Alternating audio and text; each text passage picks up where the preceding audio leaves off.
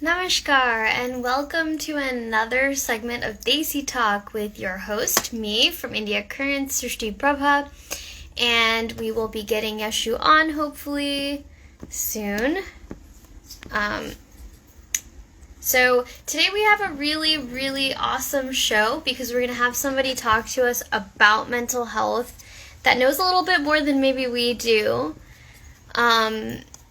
Let me see if I can get Yashu on. Yeah, we'll be talking mostly about South Asian mental health and what that means. We've talked a little bit about this last week, but we're really excited to get professionals on. Hey! Hi. How's it going? It's going. How are you? Good. It's good that you said it's going because that's an appropriate response for Mental Health Awareness Month. You know, it's not always great, and we acknowledge that. we acknowledge, Absolutely. we acknowledge that it can be a little bit difficult sometimes. So, welcome to Desi Talk with our host. I'm Yashu Rao, plus model and confidence coach, here empowering people to lead life with self-love, happiness, and genuine confidence. And of course, my amazing co-host. Hi, I'm Srishti Prabha, the managing editor at India Current, and I'm very happy for anybody tuning in so you can get some resources and some information on mental health. So, how's your mental health been this week? Listen, stress and anxiety have been, I wouldn't say anxiety so much because I'm doing a really good job balancing with my anxiety, but it's just been very stressful. I got 2 major productions going on, dissertation deadline coming up. Just been a lot. Like I have been working maybe 20 hours a day, so it's just been a lot going on. But it's just these 2 weeks. May is just really packed. But again, tomorrow's Wednesday. That's my Womanhood Wednesday. I don't work on Wednesdays, so I plan to take it. Ooh, Yeah, so I plan to take it a little chill tomorrow and then pick back up on Thursday. I still have rehearsals and stuff tomorrow, but that's okay. I know sometimes it all comes at once, doesn't it? I'm actually on a little bit of a little break right now in terms of like I usually have so many things lining up that I mean, I do still have a lot of things to do, but not to the degree that I've had to do it. Like I turned in my thesis proposal. So that was a big thing that I was able to get off my plate. But yeah, I mean, I think it's good to acknowledge that things are always, moving and flowing, and sometimes it's a lot. And you got to, we take mental health breaks every once in a while, like you and I will just not have a live because sometimes it's just better for us. We wouldn't even be informative or engaging if we weren't in the right headspace. So, um, it is what it is. So, should we talk about who is coming on our be interviewed on our podcast today? Absolutely. I'm so excited to have a very special guest speaker for all of y'all who may not know, okay, this firecracker of a woman.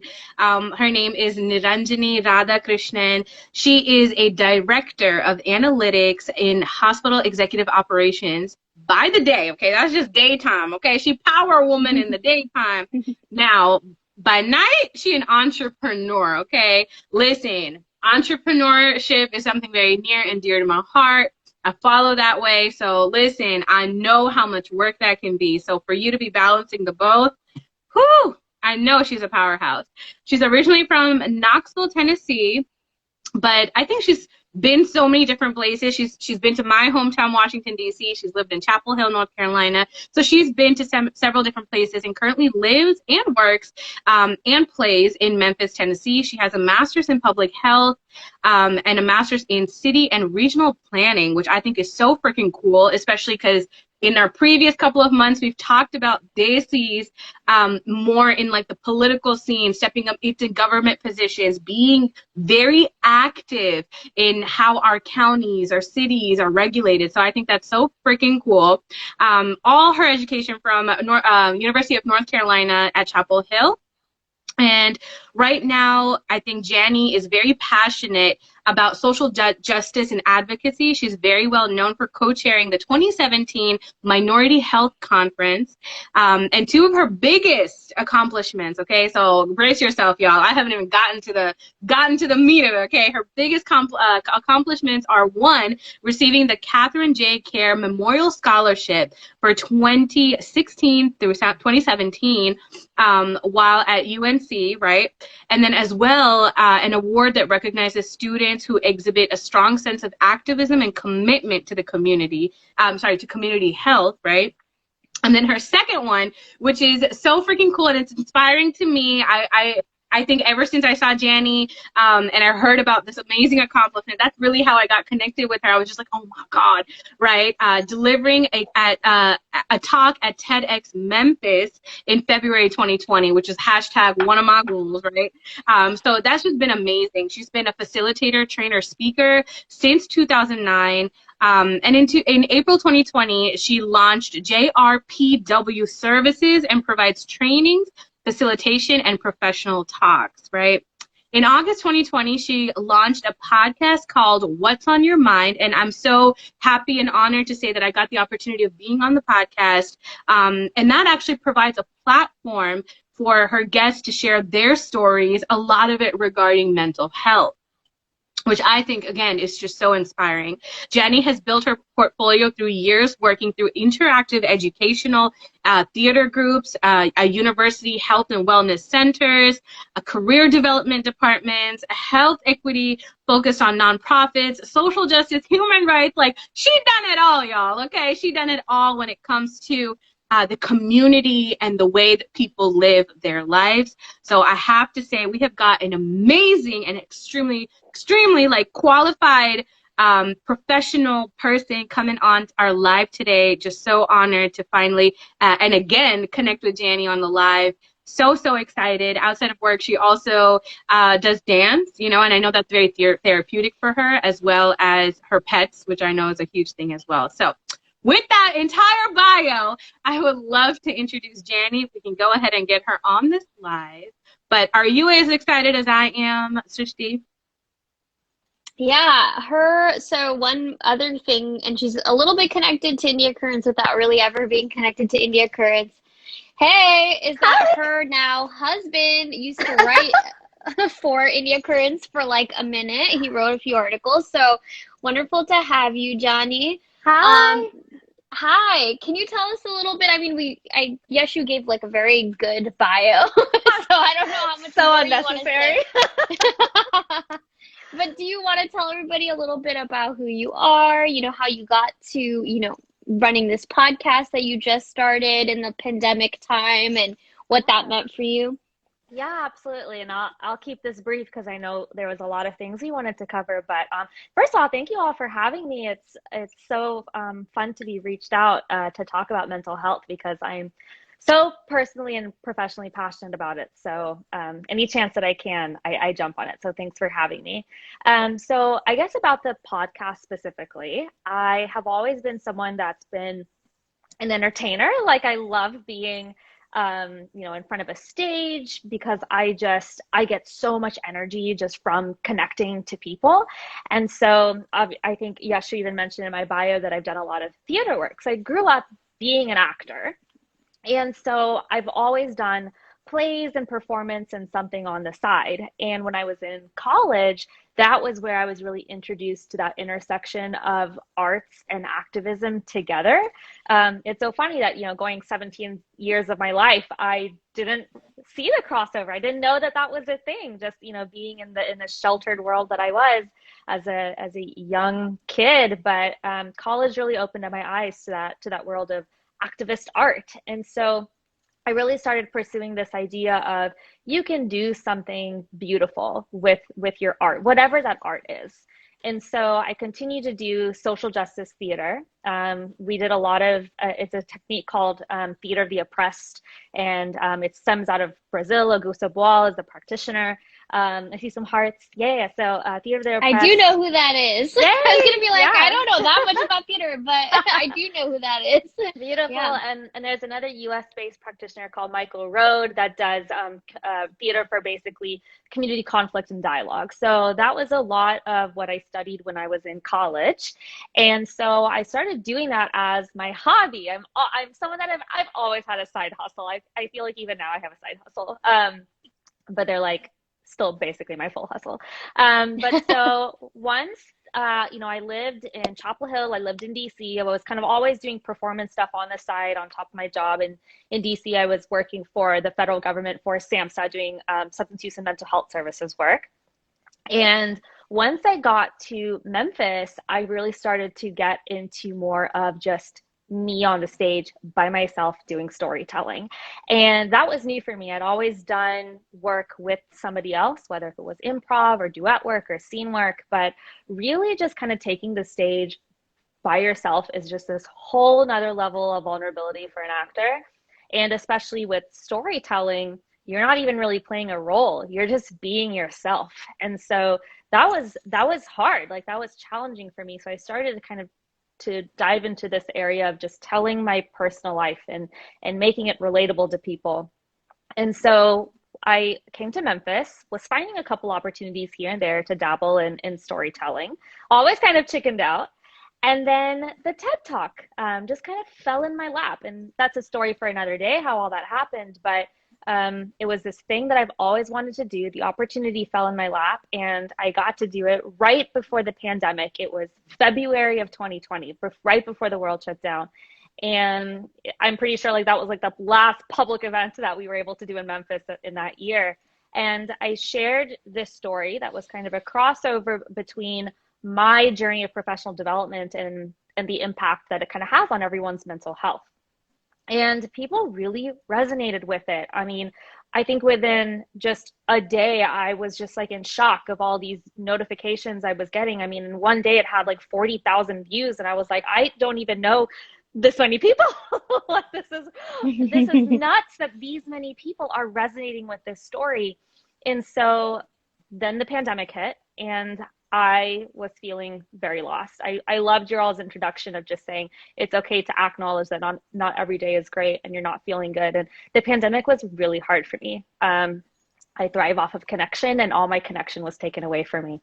So I really quickly had to figure out, how do I adapt my coping skills? How do I find new strategies and ways to be able to connect with people?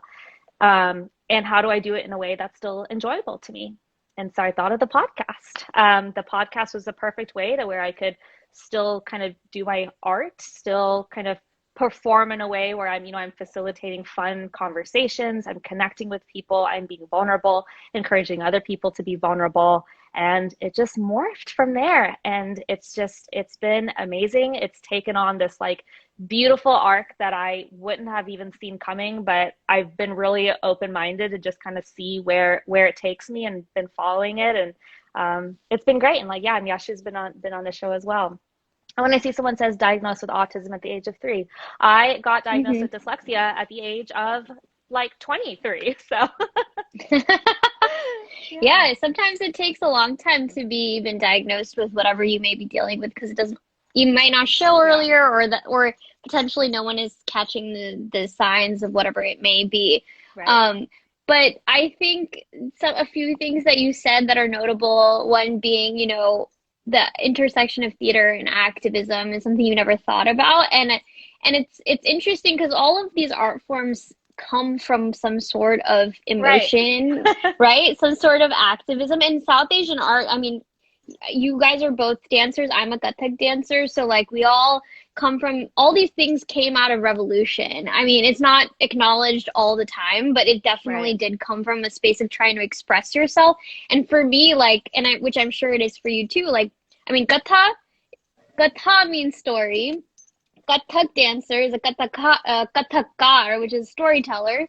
So, I mean, any form of art is actually just like a story, right? Exactly. And I think it's so amazing that we can make these connections now and talk about it, why these things matter. Because for me, for sure, Kathak is like a place of release, a place of catharsis, a place of, you know, healing and trauma, like understanding trauma and all of that. And, you know, so the fact that you continued to do it was probably your way of processing a lot of the stuff that you were going through, but you just never acknowledged that. So the only point I wanted to make was that I'm sure everybody or anybody watching, you might already be doing things without knowing it, you know, to process things that you may or may not be going through. And I hope you do seek the help, like this person who, you know, was diagnosed with autism at the age of 3. Like, that's amazing that someone took the time and helped you out when you needed it. And it can happen at any point in your life. Yashu, do you care to comment, or you want to ask the next question? Well, really, I think, you know, it's just interesting that, you know, you come from a South Asian background, right?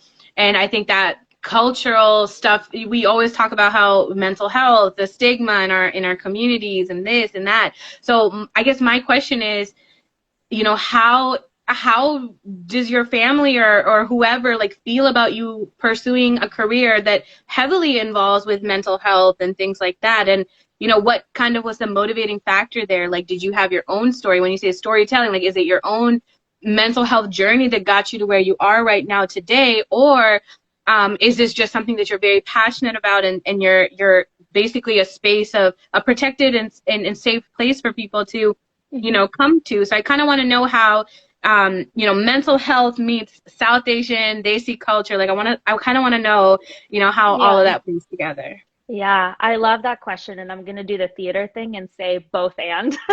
It's definitely an overlap. And I also see my sister now is on the call. So hi, sister, speaking of family.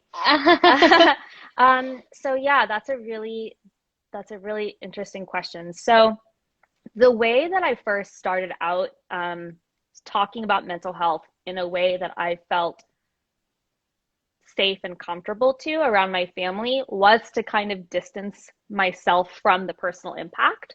So even though I was experiencing a lot of mental health struggles at that time, particularly in high school and college, I didn't know as much as I did now to put a language around it.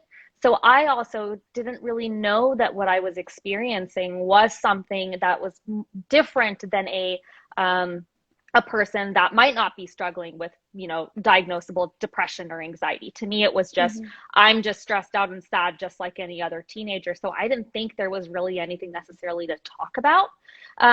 Once I got into college, I was starting to develop that language, but I wasn't yet comfortable talking to my family about it. Mostly because, you know, I'm very fortunate that my family and my parents specifically do talk about mental health. But I think anxiety and depression are different than other mental illnesses or forms of mental health that seem more, quote, obvious. So for example, we talked about this. Oh yeah. We talked about this last week, because when the term like depression or anxiety is used so frequently, it becomes almost like a non-existent issue, right? Yeah. Exactly. Go ahead, sorry. Watered down. No, you're absolutely right. It gets watered down, it gets diluted, it just becomes part of this just like normalized way of talking of like, oh, everyone's anxious, everyone's depressed. And so when we're actually trying to say like, no, actually, I think I have depression, it can be very easily conflated to, oh, you're just stressed, you're just sad, you know, you need to work on, you know, not being sad, pick yourself up, you know, that type of thing. So no fault to anyone, but it was, and then it's it can also go the opposite, right? It can also almost go the opposite when you're like, oh, I'm depressed, but I don't know why. And then it becomes like, oh, like, then it's not real. Like, why would you have everything? Why would you be depressed? You know, it's like this weird, like, balancing act of like, they just a lack of understanding. But I actually want to ask you a question, because you said there was a conversation around mental health in your family, like people were talking about it. And so like, tell us, what was the dialogue? What were they actually talking about? And then what was that gap? Like, I know you kind of mentioned the gap was like that depression, anxiety might not be the thing that they're thinking about. But what did they already know? Like, what was the baseline? Yeah, that's a great question. So I think the baseline was kind of seeing people within our own community, whether it's family, friends. I'm trying to speak in a way that doesn't disclose personal information, but within our own community, they would see, obvious symptoms of mental health and mental illness. And so then we would kind of come back and, we would talk about it in family, say, oh, that's really sad. They're dealing with this. Oh, they're sick. Like, it wasn't like, they weren't following that same kind of stigmatizing language to say like, oh, that person's just crazy. It was never that. It was like, let's acknowledge that someone is sick. And, this is really sad. And, it's just like, having a physical illness, but it's a mental illness. So we would kind of have that dialogue. And once I got into college, it became even closer because I think the people that we knew in our community were older. And once I got into college, it was, okay, people my own age are experiencing these things. I've lost 3 people in my life to suicide. And I talked to my parents about that. And that was where I started to see the like, okay, this conversation is more challenging because I think it was harder for them to see someone of my own age struggling with things like depression, anxiety, and saying, oh, well, why did that have to be the outcome? So I think that became the part where then it was a little challenging. And so then when I started to experience, depression, anxiety, I didn't necessarily feel comfortable then having that conversation because then I didn't want to experience that same level of stigma that I knew was existing because we were kind of talking about it in relation to people that I knew in my life. So at that time, we knew, we kind of had those conversations to say like, okay, we know people experience these things. I knew that they didn't truly understand or necessarily have the language or that way to kind of not talk about it in a stigmatized way, but at least they knew it was real. And so during then to kind of go back to Yashu's question of, was it my journey or was it just my want to kind of create this space? It was a little bit of both because even though I was informed by my own personal journey of having now what I can look back and as a health professional, I can say I definitely had depression and anxiety when I was in middle school. And a lot of it was not knowing I had dyslexia and thinking that I was dumb and having feelings of self-doubt, self-worth, all of the above. And so as I got older, I really started to challenge people, my family, especially people in the Indian community, because of these standards that we were putting on my classmates, my peers, my friends, myself, to say, we are not creating healthy environments that foster positive mental health. We're putting a lot of stress on people. And in addition to that, then we're not having a safe space to talk about mental health in a stigma-free way that is, it needs to be separate from pursue academics, that's fine. But there's a way to do that and also talk about and acknowledge mental health at the same time, because it's not an and or. I think, I have a lot of appreciation for how my family did push me in academics, but I think that there should have still been an underlying talk of, let's talk about the symptoms of mental health and mental illness. So now when I talk about mental health, and specifically in our community, I really try to be now so vocal about my own journey, how I've been impacted, how, I've seen my friends similarly impacted. And it's funny, actually, I just did a storytelling event where I kind of talked it out from beginning to end, and I laid it all out there. And it was the first time I had ever done that. And I had auntie and uncles on my Facebook comment and say, I'm so glad that you're talking about this because more people in our community need to hear this, more parents need to hear this, and more kids need to hear that it's okay to talk about these things. So it just kind of proved my point that I'm not alone and that we need to open more spaces to talk about these things. So it's self-informed, but also a space to bring other people to the conversation because everybody can gain from transparency and vulnerability. Definitely. I think the language portion of it is a big one, right? Like, even if there's this community tries to empathize, a lot of the language, when they don't have it, it just comes out wrong. It sounds like there's a lack of understanding, even if they are trying to understand. And I wonder to what degree, are they able to see your story and hear your story and really resonate with like, okay, not maybe resonates the wrong word, like they see your story, they hear your story, and they can really understand what it meant to go through it versus come out on the other side, because it's always easy to look back and, you know, because now you're you know, like a functioning adult, you're doing great, you're doing all these things, you know? And it's like, because similarly, I went through a lot of this myself. I went through exactly this depression and anxiety when I was in middle school and high school for different reasons.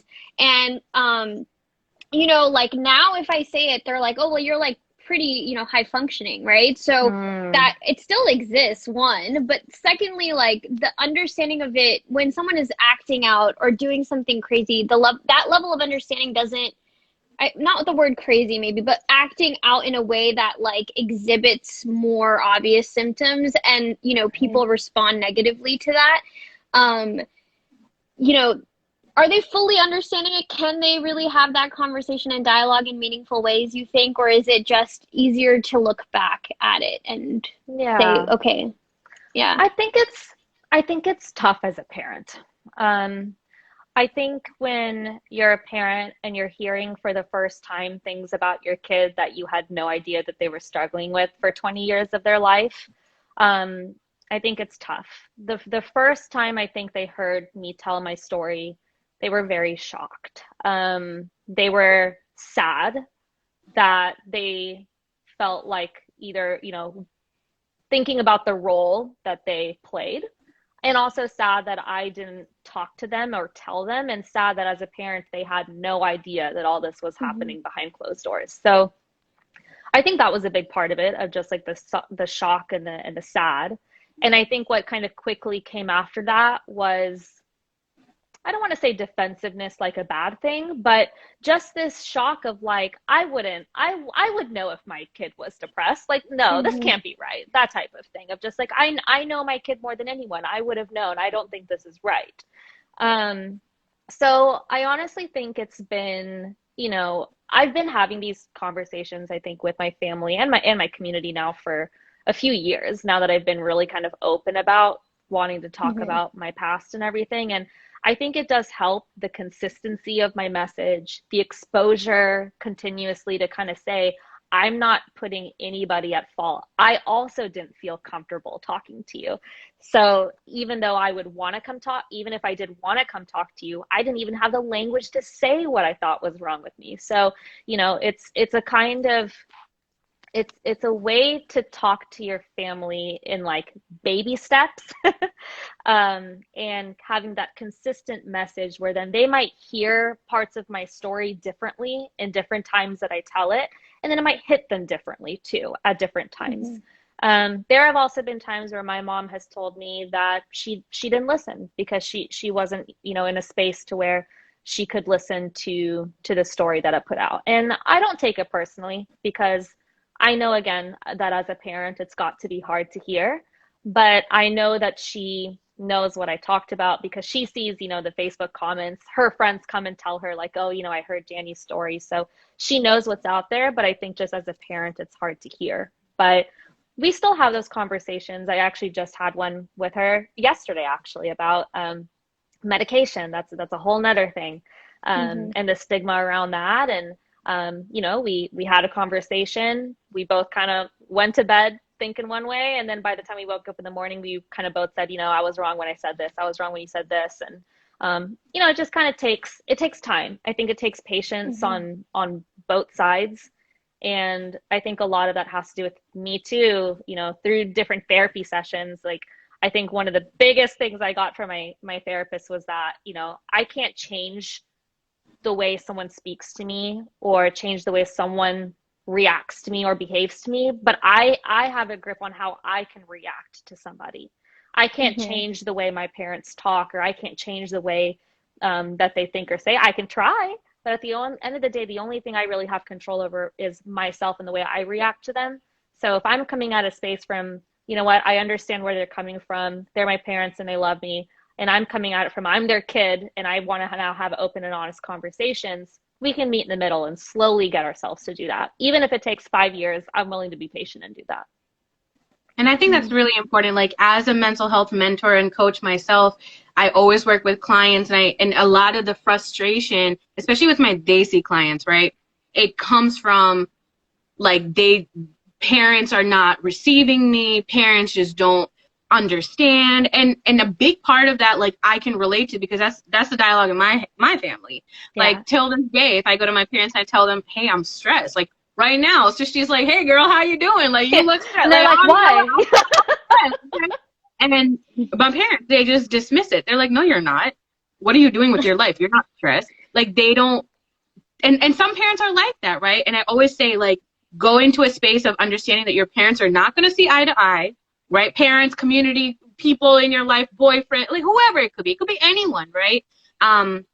Friends, right? And I remember when I was in college, I had a group of like very toxic Desi friends, right? Who discounted all my emotions. They didn't let me feel what I feel. So, you know, in moments like that. So just seeing that journey, like I said, like, especially when my clients express, like, my parents don't get it. I hear this a lot, and y'all probably hear this too. Like, they just don't get it, right? Yeah. I always tell them, like, they may never get it. They may, That's a reality that you also have to be aware of, and that you have to learn to process.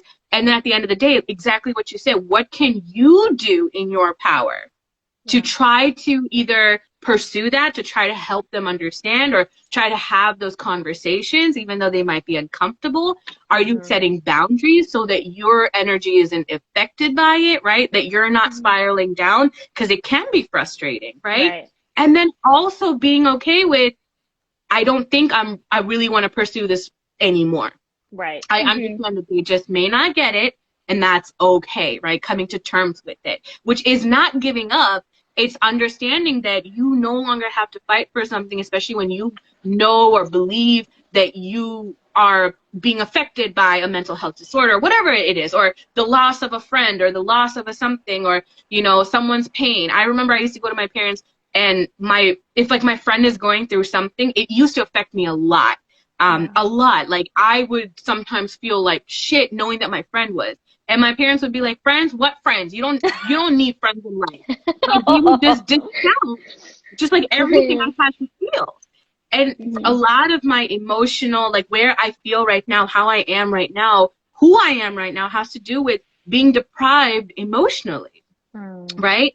And that can happen culturally. We see that happen a lot of times, not because it's like on purpose, right? We always talk about this. Like a lot of us have these immigrant parents, or we're coming from a heritage that maybe that runs differently than how we run maybe here in the Western culture, or however that might look, right? So I think you bring up, you know, very valid point, which kind of leads me to my next question is like, how would you advise, you know, youngsters or just anyone, aunties and uncles, right? Like what's your advice to people? What's your advice to them when it comes to approaching mental health? Anything, honestly, like mental health, any type of like serious topics, anything which are heavy. I like to call them heavy topics. How would you advise Desis out there?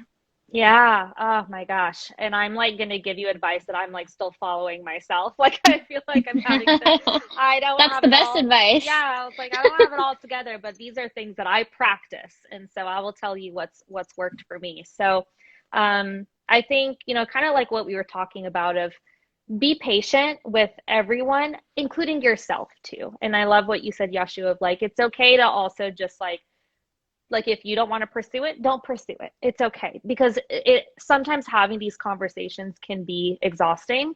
And like I've mentioned, I've been having these conversations for years and years and years. And it would get to the point where sometimes I would just stop having the conversation because like, I'm done. I slam the door and I'm done. I can't do it anymore.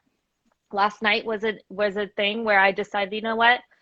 I'm too tired and I'm too exhausted to have an emotional just like blah. So I was just like, okay, sounds good, Mom. Good night. And that was it. So I think just having different levels of patience for yourself, and knowing that even, you know, I actually just finished recording a podcast today where my co-host mentioned that one habit of success for setting a goal, instead of actually just kind of saying like, okay, you know what, I'm going to change their minds by tomorrow. You know what? I'm going to change. My parents are not going to be stigmatizing against mental health anymore by the time I'm done talking to them. Is to just say, you know what? This month, I'm going to try to improve them by just 1%. Or even just, over the next couple months, I'm just going to, if they maybe say something in a stigmatizing language, maybe just focus on language for this next couple months, and just kind of, if they say the word crazy, or if they talk about someone being bipolar and saying something, maybe just being like, oh, like, Mom, that's not really nice. Or, kind of just focus on small wins, because when you least expect it, they're going to get it. And then it's going to surprise you. It's going to catch you off guard. My family, all of a sudden this year, has been focusing their conversation on me rather than what it's been in the past, which is, you're a go-getter, you got this, go, go, go, you're accomplished, you're so good, you're all this. Now it's, you know what, take some time for yourself. It's okay. You're doing a lot. Why don't you just take a break today and take a nap? Why don't you enjoy a meal for some time? Why don't you watch a movie and watch a comedy tonight? These are things I never would have heard 10 years ago. Are you kidding me? No one ever would have been like, you know what, why don't you just watch some TV tonight? So slowly, they've kind of had this conversation of me talking about self-care and balance, and the need for, you know what, I don't need to be go, go, go all the time, because that's really toxic to my mental health. They've picked up on pieces of that. And now they're giving me this advice when I'm not checking myself and I'm go, go, go. My dad is now the first one to say, you know what, why don't you take it easy right now? It's okay to take a break. It's okay to slow down. And so they got it. When I least expected it, they got it. Similarly, yesterday, I kind of mentioned medication. Medication is a really kind of touchy and stigmatized topic amongst us around mental health medication for depression and anxiety. And, we had a conversation about it yesterday. This morning, I woke up to a text. My mom said, you know what, I'm really sorry that I overstepped.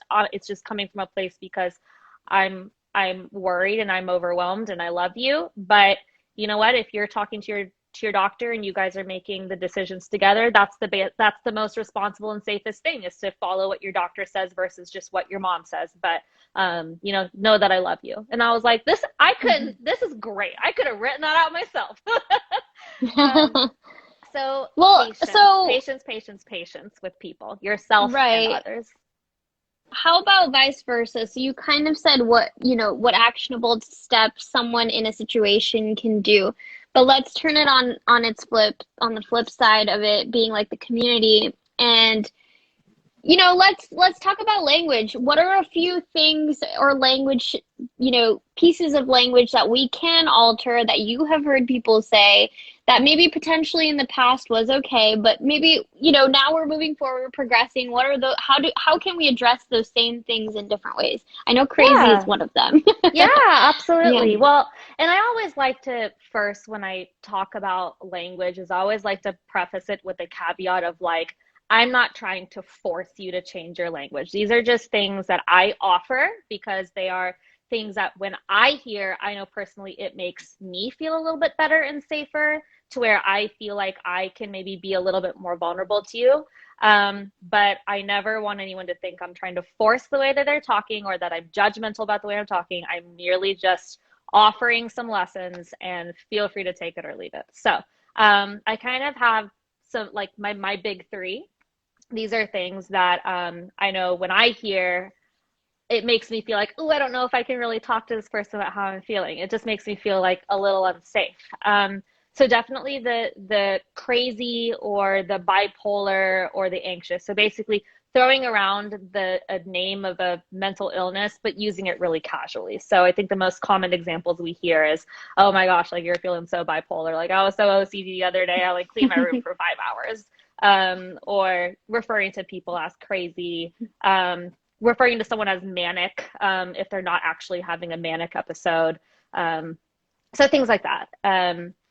The other one for me is the phrase committing suicide, because that actually has a really interesting historical context. So in the United States, committing suicide was actually a crime. It was illegal to kill yourself.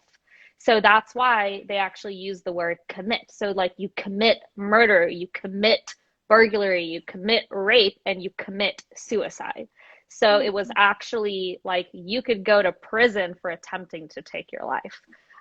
So the phrase that I would offer now is to say something like, they lost their life to suicide. They took their life to suicide. Because then you're also making it a person first language, like rather than saying, you're emphasizing the fact that they were, first of all, a human being, first and foremost. They were a person, and that person lost their life to suicide.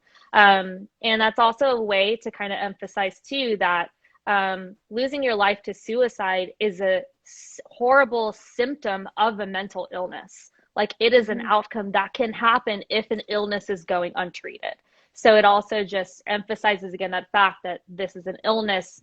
We need to treat it just like a physical illness. It's mental illness. So these, again, so some small things. So changing that way that we talk about kind of those words. So rather than normalizing them as just kind of part of our language, keep words that have to do with mental illness actually around mental illness, because that way when somebody, who is bipolar or who has OCD says, I am OCD or I have bipolar disorder, it doesn't get dismissed to say like, oh yeah, me too. That's the worst thing. Yeah. You never want someone to go, yeah, me too. And someone go, oh really? Like, what medications are you on? And someone being like, oh, I don't know. I was just kidding. Like, you don't ever want to be in that position. And then the other one is about, rather than say committing suicide, saying something like lost their life to suicide. Those are really helpful tips. And I think that it's important for all of us, even for some of us that already know it, to be reminded of it, because, sometimes even I forget the language because it's always changing and it's always, and that's the thing about these things is like, it's okay that it's always changing. It's okay that you may not know it, because over time, like, it will develop and progress, and that's what growth is. And we're learning more information. We try to adapt. And I also appreciate you saying you're not trying to force it. I do think as all three of us have dealt with or are dealing with mental health, I definitely agree with you. When you dilute these terms, they really just, people don't get the gravity of it. And I've had to experience that firsthand where, like, I'll tell my friend I'm a depressed person, and then I'll act out kind of like a depressed person at some point, because it will happen. Yeah. And then they'll be like, I don't get why you acted like this. Like, you were doing this personally to offend me. And I'm like, I genuinely was not, like, I really was not trying to hurt your feelings. I'm not trying to do this. And it's like, when you go back and you try to explain it or talk about it, people are dismissive of it because it's also not understood well.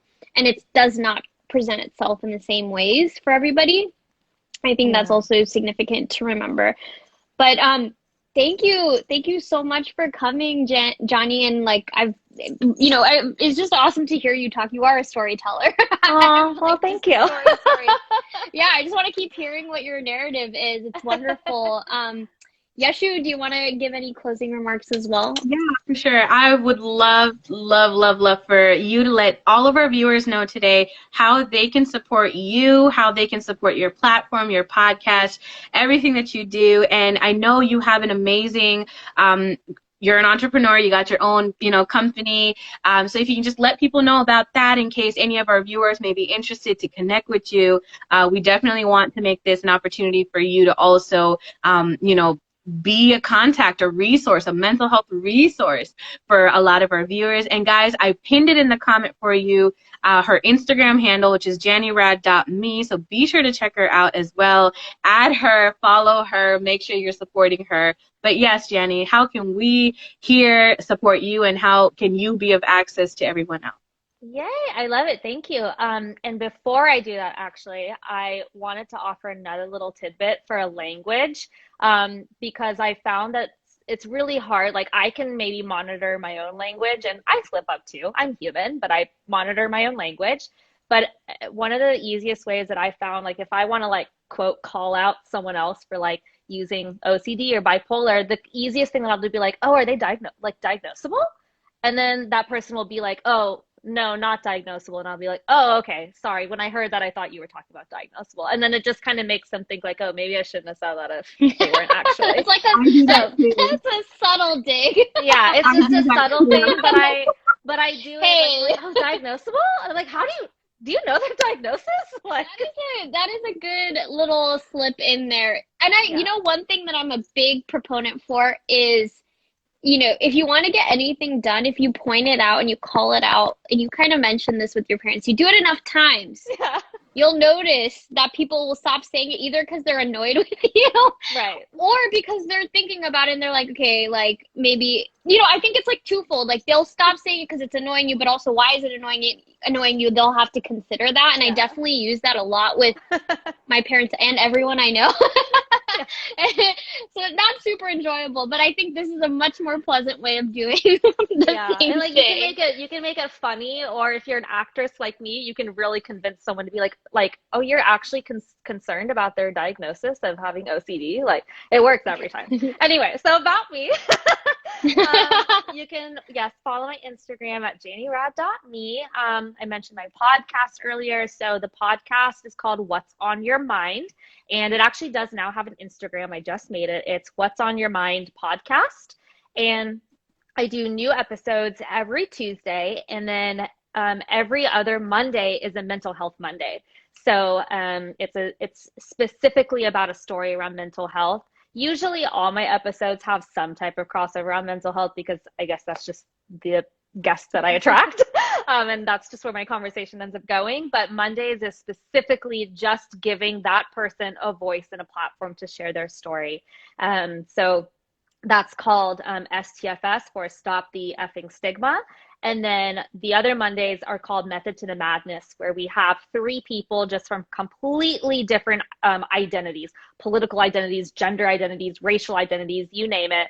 And we basically talk about our differences, but the thing that we all have in common is our passion for mental health. So how can we kind of look past or challenge or respect our differences and still have engaging and meaningful conversations around mental health and mental illness? And so those come out on Mondays, Tuesdays. So again, that's What's on Your Mind podcast. And then the lovely business venture that I'm working on, if everyone also wants to go follow Be Fearless You, I co-founded a nonprofit, and we're focused on mental health, but from a public health perspective. So really looking at how can we empower communities to be mentally well, so that way it does trickle down to the individual level. And a part that's coming out of that I'm particularly very passionate about are these trainings that I'm going to be doing. So I will be facilitating them. We're targeting small to medium large businesses, but I also want to keep them open for communities as well. So if you're a member in the community, or you're a nonprofit, you're just an individual and you're interested in getting a 2-day 101 on just all things mental health, mental illness, and how it relates to you all the way up to your community, I follow the social ecological framework, public health framework. And so it's evidence-based, it's fun, it's personal, you journal a lot. And I'd love to offer this training to more people out there. So for all this, you can DM me if you want more details, or follow Be Fearless You on Instagram, and check out their website too. Awesome. Thank you so much, Janny or Johnny. I'm calling you Johnny because that's like I don't know, that's the Hindi version of it. But is it Janny or Johnny? It's okay. Janny. Okay, Janny. I'm so sorry. I've been That's saying okay. it wrong the whole time. But thank you, Janny. We've really appreciated having you on here and all of the tips that you've given us, and also just sharing your narrative and the things that are going on. I think what you're doing with your podcast is kind of similar to what you've come and done on ours. So that's really, really cool. And you know, obviously anybody that wants to check her out, she is pinned in the chat. So please check that. And thank you, Janny. You're welcome to hit that X button at the top if you'd like. I know you've had a long day. Long day of hustling. Bye. Bye, everyone. Yeah. Awesome. So, yeah, she brought up a lot of the things that you talked about last time, too.